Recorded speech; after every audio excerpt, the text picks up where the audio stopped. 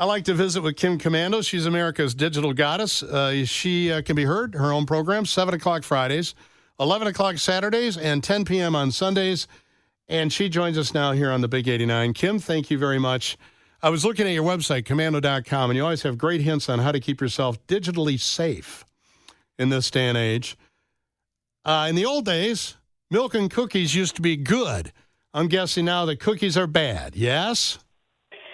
Yeah, cookies track wherever you go online. I mean, we've got good cookies and bad cookies, all right? So the good cookies are the ones that say, hey, you left this in your shopping cart, or you don't have to remember that password, right? When you log in, you're like, oh, my gosh, this is so fabulous.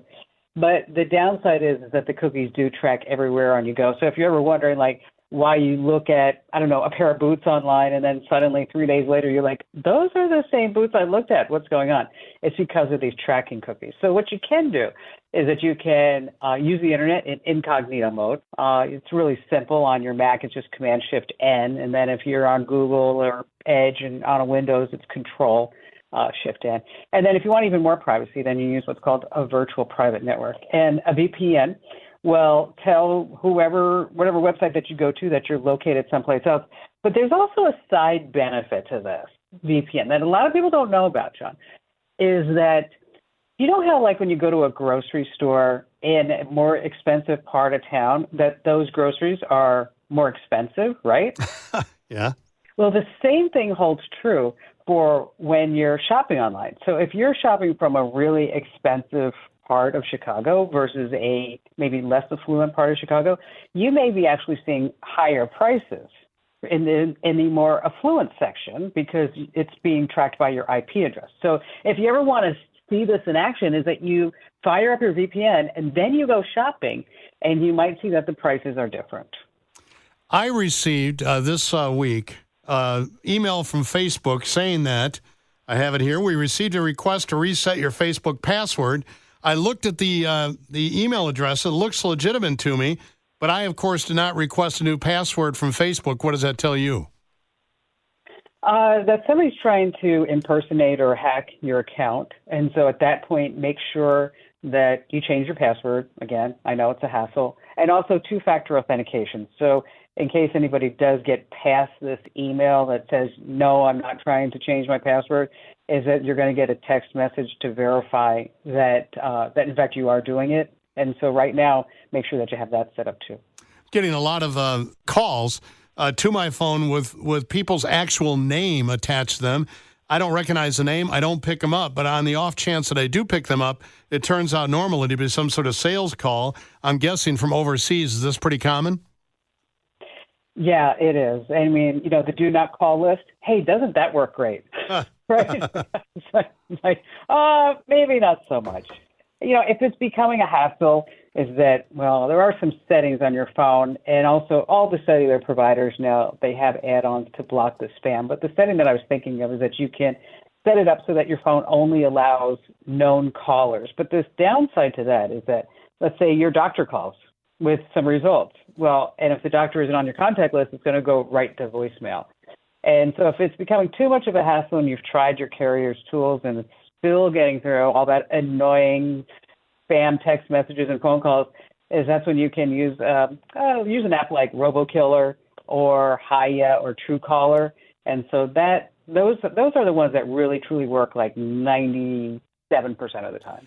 Do you still dedicate one day a week to unsubscribing from, things that you've inadvertently become subscribed to? Well, that's a hard one, right? Because it's not just maybe things that I didn't realize that I subscribed to, but things that I have subscribed to. I mean, think about all these streaming services. You add them all up and you're like, I don't know if I'm really saving money by cutting the cable anymore, right? Mm-hmm. What's going on with that? And then you have your app subscriptions, and then you've got your website and news subscriptions. Basically what I do is now, because there's so many, is about once a month I look at my credit card statements and say, okay, what exactly is this for, and am I still using it?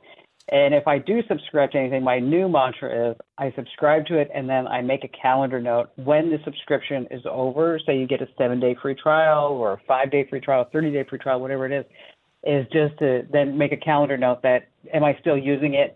And then that's a reminder to me to say, probably not, and time to get rid of it. Kim Komando is here, host of the Kim Komando Show. You can hear it 7 o'clock Fridays, 11 o'clock Saturday nights, 10 o'clock Sunday nights. It's one of the best out there for sure. Final question, because I don't want to take up too much of your time. Are there any secrets kept from an iPhone? Oh, wow, that's a big one. No. I'm sorry to be the bearer of bad news, but just anything that you do on a phone is being tracked by something or somebody, and then it's probably going into some database that's then going to be sold. Do you know, at KimComando.com, I was looking through it earlier today, and under iPhones right here, you go through a list of things that you can do periodically to just get rid of your... I'm assuming that if the police wanted my internet history, they'd be able to find it, the FBI, the deep state, what have you. But I eliminate all my old text messages, all my old emails. I erase my internet history on my phone and all my devices pretty regularly, but that doesn't guarantee that my history's gone, does it?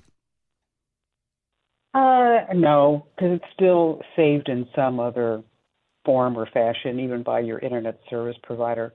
But the big thing that always shocks people is that, especially on your iPhone, is that they have this map that's hidden.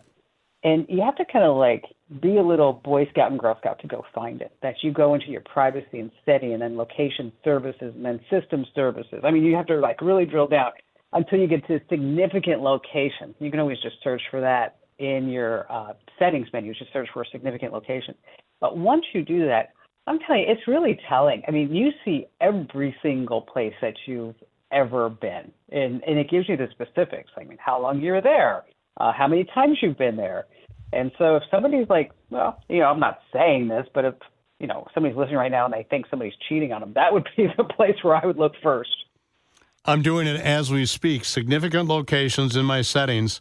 Yeah, that's pretty interesting. Kim Komando, thank you very much for your time. We'll be listening to your show this weekend. We'll check out more at KimKomando.com. And stay safe digitally.